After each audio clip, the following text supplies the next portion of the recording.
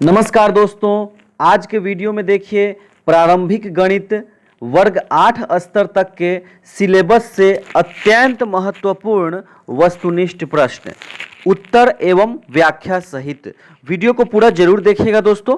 गणित का हमारा यह वीडियो सीरीज मिस नहीं करें।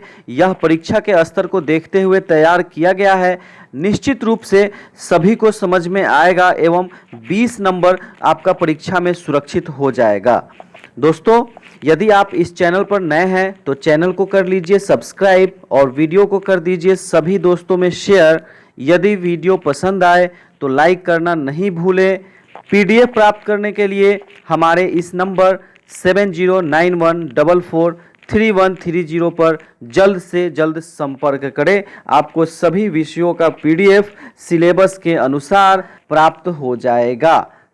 अब आइए दोस्तों, इस वीडियो को करते हैं शुरू और बढ़ते हैं गणित के सबसे महत्वपूर्ण पहले प्रश्न की ओर। तो दोस्तों, ये हमारा पहला प्रश्न है। देखिए यहाँ पे 16.2/3 प्लस 8.1/4 प्लस 7.1/5 बराबर क्या होगा। ये ऑब्जेक्टिव प्रश्न है, वस्तुनिष्ठ प्रश्न है। अब देखिए यहाँ पे 4 उत्तर यहाँ पे दिए गए हैं।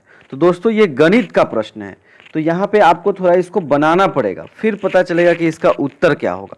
तो देखिए यहाँ पे किस प्रकार से हल किया गया है। दोस्तों, इस वीडियो में मैं आपको हल करने का ट्रिक बताऊंगा, जिससे कि आप कम समय में मुश्किल से मुश्किल प्रश्नों को आसानी से हल कर लेंगे। तो आइए देखिए यहाँ पे ट्रिक क्या है इसको बनाने का। दोस्तों, तो आपको क्या करना है, यहाँ पे पूर्णांक को पहले जोड़ लेना है। देखिए यहाँ पे 16.2/3 से 16 यहाँ ले लिए, 8.1/4 से 8 और 7.1/5 से 7, और ये पूर्ण संख्या जो है, पूर्णांक है, उसको एक तरफ जोड़ लिए। फिर जो भिन्न संख्या है, जैसे 2/3, 1/4, 1/5, इसको एक तरफ जोड़ लिए। अब देखिए दोस्तों क्या हुआ, तो ये तीनों को जोड़ने पर आ गया 31 प्लस, फिर इसको लघुत्तम ले करके 3, 4, 5 का लघुत्तम 60 आ गया। फिर 3 से 60 में भाग लगा दिए तो 20 आ गया। फिर 2 से 20 में गुना किए तो ये 40 आ गया। इस तरीके से फिर 60 में 4 से भाग लगाए तो 15 आ गया। 15 में 1 से गुना करने पे 15। फिर 60 में 5 से भाग लगाए तो 12 आ गया, और 12 में 1 से गुना करने पे 12। तो दोस्तों यहाँ पे क्या आ गया, 40 + 15 + 12/60। तो टोटल ये आ गया 31.67/60। तो इसमें क्या होगा, 67/60 को फिर हम लोग इसको चेंज करेंगे पूर्णांक और भिन्न में। तो क्या आ जाएगा, 1 पूर्णांक और 7/60 भिन्न आ जाएगा। तो पहले से हमारे पास पूर्णांक का योग 31 है और 67/60 का भी 1 पूर्णांक हो गया। तो पूर्णांक कुल कितना हो गया दोस्तों, तो 31 + 1 = 32 पूर्णांक हो गया, और भिन्न हो गया दोस्तों 7/60। तो इसका उत्तर हो गया 32.7/60। देखिए दोस्तों, यदि आपको किसी भी तरह की समस्या हो तो कमेंट के माध्यम से हमें जरूर बताएं दोस्तों। अब आइए दोस्तों, यहाँ पे हम लोग दूसरा प्रश्न देख लेते हैं। देखिए दूसरा प्रश्न है हमारा, ये सतत भिन्न का है, जैसा कि भिन्न में बताया गया है। यदि आप वो वीडियो नहीं देखे हैं, अगर भिन्न का पीडीएफ आपके पास उपलब्ध नहीं है, तो कृपया हमारे इस दिए हुए नंबर पर संपर्क कर लीजिए, जिससे कि आपके गणित का जो बेसिक कॉन्सेप्ट है, जो एकदम प्रारंभिक गणित है, संख्याओं के बारे में, भिन्न के बारे में, बॉडमास के बारे में, कोष्ठ के बारे में, तो ये सभी हमारे पास पीडीएफ के रूप में उपलब्ध है। आप इस नंबर पर कांटेक्ट कर लीजिए, आपको पीडीएफ सेंड कर दिया जाएगा, जिससे कि आपका ये गणित का जो प्रारंभिक कॉन्सेप्ट है वो बहुत ही अच्छा हो जाएगा और आपको काफ़ी आसानी से सारी बातें समझ में आएगी। तो दोस्तों, ये सतत भिन्न, इसको मैंने बताया है एक पीडीएफ में या इससे पहले के एक वीडियो में। तो ये सतत भिन्न को हम लोग दोस्तों क्या करते हैं, तो नीचे से बनाते हैं। तो देखिए यहाँ पे ये 5/8 प्लस 6/8 माइनस 10/11 को सरल करें। ये 4 ऑप्शंस है। ये 4 ऑप्शंस में से क्या आएगा इसको सरल करने पे, ये बताना है। तो यहाँ पे देखिए दोस्तों, इसको यहाँ पे हल किया गया है। देखिए तो सबसे पहले क्या किया गया, तो यहाँ देखिए सबसे नीचे क्या था, 8 माइनस 10/11। तो देखिए दूसरे स्टेप में इधर इसको सबसे पहले बनाया गया भिन्न के घटाव के रूप में। 8/1 यहाँ कुछ नहीं है, तो फिर 11 लघुत्तम हो गया। फिर 88 माइनस 10/11। फिर देखिए इसके बाद दोस्तों क्या आ गया, 5/8 प्लस ये 11 ऊपर गया, 6 गुने 11 बटा 78 हो गया, इज इक्वल टू, अब ये ऊपर कैसे गया दोस्तों, तो देखिए जैसे कि आप जानते हैं भिन्न का भाग होता है तो दाहिने तरफ वाला भिन्न जो है वो गुना में परिवर्तित होता है और वो व्युत्क्रम हो जाता है उसका, ठीक है, हर अंश बन जाता है और अंश हर बन जाता है, उसी नियम से ये हुआ है दोस्तों। तो 5/8 प्लस 6 गुने 11/78 इज इक्वल टू 5/8 प्लस ये कट गया 6 से 78 13 बार में, तो 11/13 हो गया यहाँ पे। अब फिर इसको देखिए दोस्तों बनाया गया 5 बटा, ये देखिए 13 अठे 104 होता है, तो 104 प्लस 11/13 इज इक्वल टू क्या हो गया, फिर 13 ऊपर चला गया, व्युत्क्रम हो गया इसका, तो 5 गुने 13/104 और 11 को जोड़ दिया यहाँ पे तो क्या गया 115, तो अब फिर 115 5 से कट जाएगा 23 बार में, तो ये कट गया, तो इसका हमारा उत्तर क्या हो गया 13/23। तो 13/23 देखिए किस ऑप्शन में था दोस्तों, 13/23 ऑप्शन डी में था, तो हमारा सही उत्तर क्या होगा दोस्तों, ऑप्शन डी 13/23। अब आइए दोस्तों हम लोग तीसरा प्रश्न देख लेते हैं। तीसरा प्रश्न है कोष्ठ के क्रियाओं के बारे में। तो यहाँ पे आप देख पा रहे हैं दोस्तों छोटी कोष्ठ है, मध्यमा कोष्ठ है और बड़ी कोष्ठ है। तो कोष्ठ में बताया गया है हमारे पीडीएफ में, इससे पहले वाले वीडियो में भी मैंने बताया है ये कि सबसे पहले छोटी कोष्ठ का काम होगा। तो सबसे पहले क्या होगा दोस्तों, यहाँ पे 7 में से 6 माइनस होगा सबसे पहले स्टेप में। तो देखिए बाकी सभी को हम लोग लिखते चलेंगे वैसे ही, जैसे देखिए 10 माइनस, 9 माइनस मध्यम कोष्ठ, 8 माइनस, सब सेम टू सेम लिखते चलेंगे। बस जिस कोष्ठ का कार्य होना है उसी कोष्ठ की संख्याओं के बीच की जो क्रियाएं होंगी वो होंगी। तो 7 माइनस 6 बराबर 1 हो गया। अब देखिए यहाँ पे फिर दूसरे स्टेप में अब छोटी कोष्ठ का काम कंप्लीट हो गया, अब मध्यमा कोष्ठ का काम होगा दोस्तों। तो देखिए मध्यमा कोष्ठ का काम कैसे हो रहा है, 10 माइनस 9 माइनस 8 में से 1 गया तो क्या हो गया 7 हो गया, और -5 बाहर रहेगा, -5 कोष्ठ से बाहर है। अभी कोष्ठ के अंदर की संख्याओं का कार्य हो रहा है, कोष्ठ के अंदर की संख्याओं का पूरा क्रिया कंप्लीट होने के बाद फिर कोष्ठ के बाहर की संख्याओं के साथ क्रिया होगी। तो देखिए यहाँ पे 10 माइनस 9 माइनस 7 -5 तो क्या हो गया 10 माइनस, अब 7 मध्यम कोष्ठ से बाहर आएगा तो क्या हो जाएगा 9 माइनस 7। तो दोस्तों अब इसके बाद क्या हो जाएगा देखिए 10 माइनस 2 माइनस 5।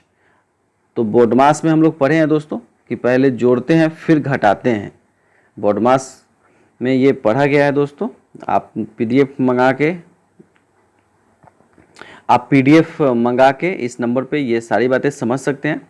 तो देखिए 10 माइनस 5 और 2 का समान चिन्ह है तो दोनों को जोड़ देंगे तो क्या हो गया 10 माइनस 5 और 2 7 इज इक्वल टू 3। इसका उत्तर हो गया दोस्तों। देखिए 3 किस ऑप्शन में था, सी में था, तो हमारा उत्तर हो गया ऑप्शन सी। अब आइए दोस्तों हम लोग यहाँ पे देख लेते हैं चौथा प्रश्न, प्रारंभिक गणित एवं मानसिक दक्षता। ये सिलेबस है प्रधान शिक्षक का, बीपीएससी के द्वारा जो परीक्षा ली जा रही है प्रारंभिक विद्यालयों में। ये चौथा प्रश्न है हमारा। इसमें क्या है 4/5, 13/15, 17/20, 19/25 में सबसे बड़ी तथा सबसे छोटी संख्या का योग है। दोस्तों ये 4 भिन्न यहाँ पे दिया हुआ है और आपको बताना है कि इन 4 भिन्नों में से जो सबसे बड़ी है और जो सबसे छोटी है उनका जोड़ क्या होगा, उनका योग क्या होगा, ये बताना है दोस्तों यहाँ पे। तो आइए इसको देखते हैं किस प्रकार से हम लोग बना सकते हैं। ये 4 ऑप्शंस हैं। तो देखिए यहाँ पे दोस्तों सबसे पहले क्या करेंगे यहाँ पे कि जो हर है चारों भिन्न का 5, 15, 20, 25, ये 5, 15, 20, 25 का लसा निकालेंगे, लघुत्तम समापवर्त्य, तो क्या आ जाएगा 300 आ जाएगा दोस्तों। फिर क्या करेंगे सभी भिन्न को समान भिन्न में बदलने पर, तो समान भिन्न में बदलेंगे दोस्तों, सभी भिन्न के हर को 300 करेंगे। देखिए कैसे करेंगे, ये 4/5 है, आप देख पा रहे हैं, इसको 60/60 से गुना करेंगे तो क्या आएगा 240/300। फिर 13/15 है, इसको 20/20 से गुना करेंगे तो क्या आएगा दोस्तों 260/300। फिर 17/20 था हमारे पास, तो इसको 15/15 से गुना किए तो क्या आ गया 255/300। फिर चौथा भिन्न था 19/25, तो इसको गुना किए 12/12 से, तो आ गया 228/300। तो यहाँ पे क्या देख पा रहे हैं दोस्तों, जिसका अंश सबसे छोटा होगा वह भिन्न सबसे छोटा होगा, और जिसका अंश सबसे बड़ा होगा दोस्तों वह भिन्न सबसे बड़ा होगा। दोस्तों इसका पता आप दशमलव में बदल के भी कर सकते हैं, लेकिन थोड़ा सा मुश्किल होगा, भाग देना पड़ेगा सभी को, नहीं तो आप कर सकते हैं चाहे तो। ये तरीका सबसे आसान है। इसके आगे वाले प्रश्न में मैं इससे भी आसान तरीका बताऊंगा दोस्तों। तो चलिए आइए, अब हम लोगों को यहाँ मिल गया सबसे बड़ा भिन्न तथा सबसे छोटा भिन्न। अब दोनों को जोड़ देंगे दोस्तों। तो देखिए 13/15 और 19/25 दोनों को जोड़ने पर 15 और 25 का लघुत्तम समापवर्त्य आया 75। फिर इसको भिन्न का जोड़ की तरह बना दिए तो 122/75 आ गया, और इसको चेंज कर दिए 75 से 122 को भाग लगा दिए तो एक पूर्णांक आया, और 47/75 आया। तो इसका उत्तर हो गया दोस्तों 1.47/75। देखिए कौन सा ऑप्शन था हमारे पास इसमें, 1.47/75 सी ऑप्शन में था। तो इस प्रश्न का दोस्तों सही उत्तर क्या होगा, ऑप्शन सी 1.47/75। दोस्तों क्वेश्चन का पैटर्न इसी तरीका से रहेगा, लेकिन हो सकता है कि अंकों में बदलाव हो। तो आप सीख ले, तरीका सीख ले कि इसको बनाने का तरीका ऐसा है। बाकी अगर अंकों में बदलाव होता है तो कोई प्रॉब्लम नहीं है, आप आराम से इसी तरीके से बना सकते हैं। चलिए आइए आगे बढ़ते हैं पांचवें प्रश्न की ओर। देखिए दोस्तों हमारा ये पांचवा प्रश्न है, ये भी कोष्ठ से संबंधित है।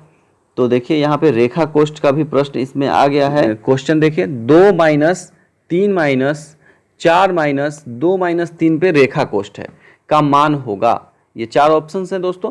तो यहाँ आपको बताना है क्या होगा। यदि दोस्तों आप इसको बना सकते हैं तो एक बार ट्राई करें और क्वेश्चन को सिर्फ नोट कर ले, इसके हल को नहीं देखें, और फिर बना के देखें कि क्या उत्तर आ रहा है आपका, और हमसे शेयर जरूर करें, कमेंट के माध्यम से हमें जरूर बताएं आपका उत्तर सही निकला।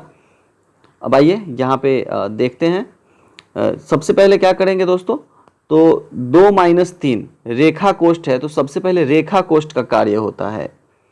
तो देखिए यहाँ पे 2, बाकी सभी को समान जैसे है वैसे ही इसको लिखते चलेंगे। और देखिए यहाँ पे 2 - 3, तो 2 - 3 में क्या है, तो -3 है और 2 है, तो 3 बड़ा है 2 छोटा है, माइनस वाली संख्या, तो दोनों को पहले घटा लेंगे तो क्या आ जाएगा -1। तो देखिए यहाँ पे 2 - 3 - 4 -1, ये माइनस माइनस क्या हो जाएगा, प्लस हो जाएगा, तो 4 + 1 हो जाएगा। तो यहाँ पे दोस्तों 4 + 1 हो गया, तो ये क्या आ गया 2 - 3 - 4 और 1 5 हो गया। फिर 3 - 5 -2 हो गया। तो देखिए 2 - -2 माइनस माइनस प्लस हो गया, तो 2 + 2 = 4 इसका उत्तर हो गया दोस्तों। तो देखिए 4 किस ऑप्शन में था, डी में था, तो इसका सही उत्तर हो जाएगा ऑप्शन डी 4। अब आइए दोस्तों छठा प्रश्न हम लोग देख लेते हैं।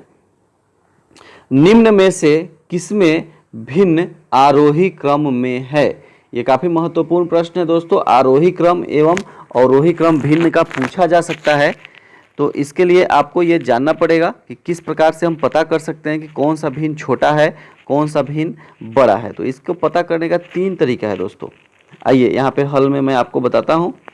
ये देखिए सबसे पहले क्या करेंगे, यहाँ पे एक दशमलव में बदलने का तरीका है कि 8/9 है 8/9, तो इसको भाग लगा दिए 8 को 9 से, तो आ गया दोस्तों 0.88। फिर 4/5 है, तो 4 को 5 से भाग लगा दिए तो 0.80 आ गया। फिर 6/7 है, तो 7 से 6 को भाग लगा दिए तो 0.85 आ गया। तो यहाँ पे हम देख रहे हैं कि 0.80 सबसे छोटा है, इसलिए 4/5 सबसे छोटा होगा। इसके बाद है 0.85, तो 6/7 इससे बड़ा होगा, और सबसे बड़ा हो जाएगा दोस्तों 0.88 वाला 8/9। तो आरोही क्रम हो जाएगा दोस्तों। आरोही क्रम बढ़ते हुए क्रम को कहते हैं। इसमें सबसे छोटी वाली संख्या पहले लिखा जाता है, और फिर उसके बाद उससे बड़ी, फिर उसके बाद उससे बड़ी। और अवरोही क्रम होता है दोस्तों घटता हुआ क्रम, जिसमें सबसे बड़ी संख्या पहले लिखाती है। जैसे कि देखिए दोस्तों, ये 7वें प्रश्न में निम्नलिखित में से कौन अवरोही क्रम में है, ये बताना है यहाँ पे। तो इसका एक ट्रिक भी होता है। तो ट्रिक क्या होता है, आपको देखना है कि हर में से अंश को घटाने पर क्या सभी भिन्न में समान आ रहा है। तो यदि समान आएगा तो बड़ा अंश वाला भिन्न बड़ा होगा, छोटा अंश वाला भिन्न छोटा होगा। तो यहाँ पे देखिए 3/4, 1/2 और 2/3। 4 में से 3 को घटाइएगा तो भी 1 आएगा। देखिए 2 में से 1 को घटाइएगा तो भी 1 आएगा। 3 में से 2 को घटाइएगा तो भी 1 आएगा। इसका ये मतलब हुआ कि यहाँ पे हम लोग इस ट्रिक को लगा सकते हैं दोस्तों। तो देखिए इस ट्रिक को लगाइएगा तो क्या आ जाएगा, सबसे बड़ा अंश यहाँ पे क्या है दोस्तों, 3 है, उससे छोटा 2 और उससे छोटा 1। तो अगर अवरोही क्रम में हम लोग इसको सजाएं तो सबसे पहले 3/4 होगा, फिर 2/3 होगा, फिर 1/2 होगा। इसके अलावा आप इसको दशमलव में भी चेंज कर सकते हैं। देखिए 3/4 को 0.75, 1/2 को 0.5, 2/3 को 0.66। तो यहाँ आप क्या देख पा रहे हैं दोस्तों, सबसे छोटा है 1/2, 0.5 आया है, इससे थोड़ा बड़ा है 2/3, 0.66 और सबसे बड़ा है 3/4, 0.75। तो अगर अवरोही क्रम में इसको सजाना होगा तो सबसे पहले क्या होगा दोस्तों, सबसे बड़ी संख्या 3/4, फिर 2/3, फिर 1/2। एक दूसरा तरीका है लघुत्तम लेकर के, लघुत्तम समापवर्त्य निकाल करके। तो देखिए 4, 3, 2, यह तरीका भी समझ लीजिए दोस्तों। 4, 3, 2 का लसक क्या आया, 12 आया। अब क्या करेंगे, सबको समान भिन्न में बदलेंगे, सबके हर को 12 करेंगे। तो देखिए 3/4 था, 3/3 से गुना कर दिए, 9/12 आ गया। 1/2 को 6/6 से गुना कर दिए तो 6/12 आ गया। 2/3 को 4/4 से गुना कर दिए तो 8/12 आ गया।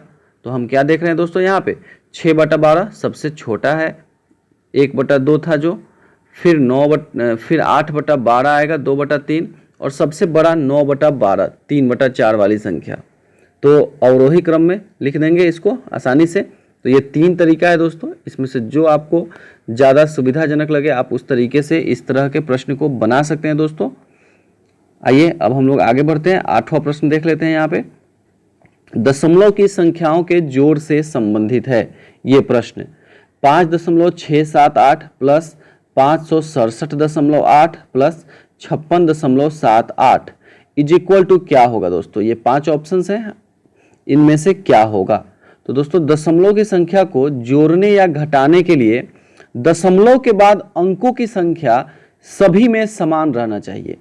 जैसे कि आप क्या देख रहे हैं, यहाँ देखिए 5 के बाद दशमलव के बाद यहाँ 3 अंक है, 6, 7, 8, और जबकि इसमें दूसरे वाले में दशमलव के बाद सिर्फ 8 है, एक ही अंक है। और तीसरे में देखिए दशमलव के बाद 7, 8 है, सिर्फ 2 अंक है। तो ये जोड़ना पड़ेगा अगर इन सभी को हम लोगों को, तो यहाँ पे सब के बाद सभी में दशमलव के बाद 3-3 अंक होना चाहिए। देखिए 6, 7, 8 है, 3 अंक, तो ये तो ठीक है। फिर यहाँ दशमलव 8 है, लेकिन हमको चाहिए कितना, 3 अंक चाहिए दोस्तों। तो 3 अंक नहीं है तो हम क्या करेंगे, 2 जीरो यहाँ लिख देंगे तो 3 अंक हो जाएगा। फिर यहाँ पे क्या है, 2 ही अंक है, 56.78, लेकिन हम लोगों को चाहिए कितना, 3 अंक। तो यहाँ पे भी 1 जीरो बैठा देंगे दोस्तों। तो दशमलव के बाद सभी में 3-3 अंक हो जाएगा। फिर हम लोग इसको जोड़ेंगे, देखिए ऊपर नीचे ऐसे लिख लेंगे, ऐसे लिख के जोड़ेंगे जैसा कि जोड़ते हैं। और 630.258 आया। तो देखिए हमारा उत्तर क्या है, ई में 630.258 है, तो ई हमारा सही उत्तर होगा दोस्तों। अब आइए 9वां प्रश्न देख लेते हैं। 9वां प्रश्न भी इसी टाइप का है। 0.02 प्लस 0.1 प्लस 0.121 का मान है। तो वैसे ही दोस्तों करेंगे, 3 अंक है सबसे ज़्यादा, तो सभी संख्याओं में को 3 अंकों में बदलेंगे दशमलव के बाद। जिनमें कम होगा उनमें 0 हम लिख के उसको 3 अंक बनाएंगे और उसके बाद फिर ऊपर नीचे ऐसे लिख लेंगे और फिर जोड़ लेंगे। तो जोड़ने के बाद क्या आया दोस्तों, 0.241। देखिए कौन सा है उत्तर, डी उत्तर हमारा यहाँ पे सही हो जाएगा। अब आइए दोस्तों आगे बढ़ते हैं हम लोग, 10वां प्रश्न देख लेते हैं। यहाँ पे ये देखिए, यहाँ पे दशमलव की संख्याओं का गुना है। 2 गुने 0.02 गुने 0.002 इज इक्वल टू क्या होगा, ये बताना है यहाँ पे दोस्तों। तो देखिए ये 4 ऑप्शंस है। तो यहाँ पे दोस्तों क्या करते हैं, तो सबसे पहले दशमलव को हटाकर सोचिए कि क्या क्या है। तो देखिए हम यहाँ से दशमलव को हटा दिए तो क्या आ गया 2 गुने 002 गुने 0002, ठीक है। और फिर दोस्तों जानते हैं आप कि किसी भी संख्या के पहले 0 का कोई वैल्यू नहीं होता है, कोई मान नहीं होता है। तो 2 यहाँ पे लिख लिए 2 गुने 2 बराबर क्या आ गया, तीनों को गुना कर दिए तो 8 आ गया। अब सोचे दोस्तों कि प्रश्न में कुल मिला के दशमलव के बाद कितना अंक था जीरो सहित। तो देखिए यहाँ पे दूसरे वाले में दशमलव के बाद 2 अंक था, 0 और 2, और तीसरे वाले में कितना अंक था, 3 गो अंक था। देखिए दोस्तों 3 अंक 0 0 2, तो कुल मिला के कितना अंक हो गया, देखिए 2 अंक यहाँ और 3 अंक यहाँ, 3 2 5 अंक हो गया। अब दशमलव के बाद हमको 8 आया है, तो यहाँ दशमलव के बाद 5 अंक होना चाहिए, लेकिन है कै गो, एक के गो है, 8 है। तो इसके लिए क्या करेंगे दोस्तों, तो हम लोग 4 0 एक्स्ट्रा यहाँ पे दशमलव के बाद लिखेंगे और उसके बाद फिर 8 लिखेंगे दोस्तों, तो आ जाएगा हमारा 5 अंक हो जाएगा। तो इस तरीका से आप ये गुना भी बना सकते हैं। और दोस्तों यह वीडियो आपको पसंद आया तो वीडियो को ज़रूर लाइक करिए, चैनल पे नए हैं तो सब्सक्राइब कर लीजिए दोस्तों। और मैथ का ये हमारा सीरीज आता रहेगा आपके परीक्षा तक, और पीडीएफ भी हमारे पास उपलब्ध है सभी विषयों का एकदम नए सिलेबस के अनुसार। प्राप्त करने के लिए इस नंबर पे जरूर संपर्क कर लीजिए, आपको जल्द से जल्द पीडीएफ उपलब्ध करा दिया जाएगा दोस्तों। वीडियो देखने के लिए बहुत बहुत धन्यवाद।